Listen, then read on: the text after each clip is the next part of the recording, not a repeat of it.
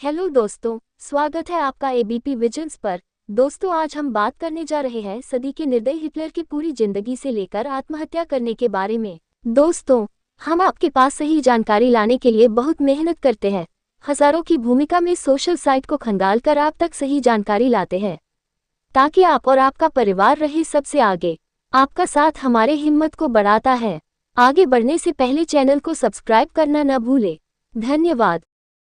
Adolf Hitler का जन्म 20 अप्रैल 1889 को ऑस्ट्रो जर्मन फ्रंटियर के पास एक छोटे से ऑस्ट्रियाई शहर ब्रूनो इन में हुआ था।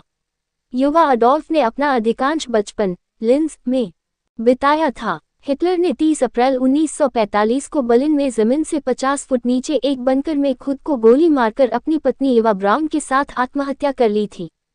जर्मनी की नाजी पार्टी के नेता अडोल्फ हिटलर को 20वीं सदी के सबसे शक्तिशाली और कुख्यात तानाशाहों में से एक माना जाता है।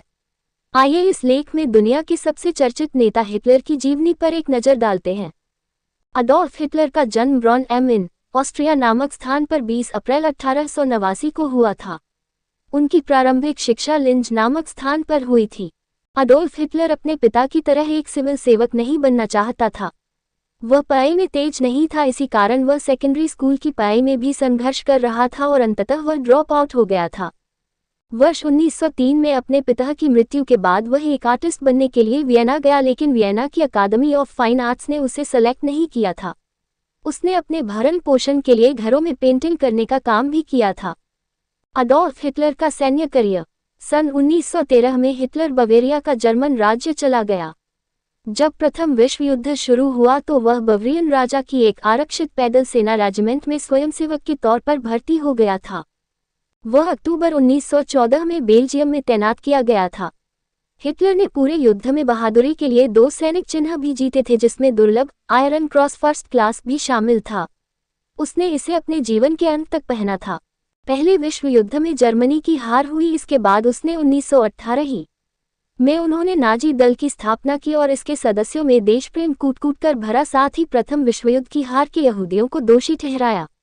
उसने सभी के दिल में यहूदियों के लिए नफरत पैदा कर दी और कहा कि यहूदी जर्मनी के लिए अभिशाप हैं।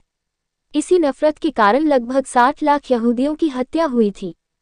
सन 1923 में हिटलर ने जर्मन सरकार को उखाड़ फेंकने का प्रयत्न किया, जिसमें वह असफल रहा और उसे 5 साल की सजा हुई और जेलखाने में डाल दिया गया था। इसी दौरान उसने अपनी आत्मकथा मेरा संघर्ष नामक अपनी आत्मकथा लिखी। इसमें नाजी दल के सिद्धांतों का विवेचन किया था। सन 1932 तक संसद में नाजी दल के सदस्यों की संख्या 230 हो गई थी। सन 1933 में चांसलर बनते ही हिटलर ने जर्मन संसद को भंग कर दिया, साम्यवादी दल को गैरकानूनी घोषित कर दिया। हिटलर ने 1933 में राष्ट्रसंघ को छोड़ दिया और भावी युद्ध को ध्यान में रखकर जर्मनी की सैन्य शक्ति बढ़ाना प्रारंभ कर दिया था।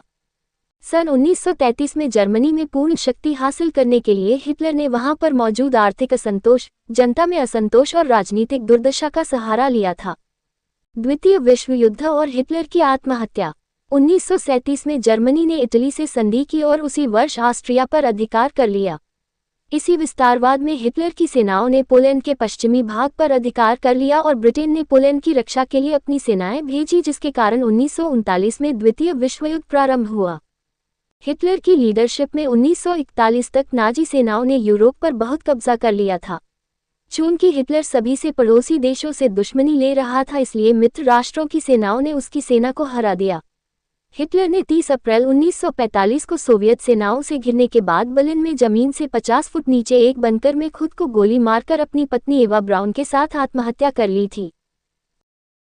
अगर आपको हमारा वीडियो पसंद आया है तो वीडियो को लाइक करें, एबीपी विजन्स यूट्यूब चैनल को सब्सक्राइब करें और बेल आइकन को दबाना मत भूलें, ताकि हम आपसे मिल सके सबसे पहले। धन्यवाद।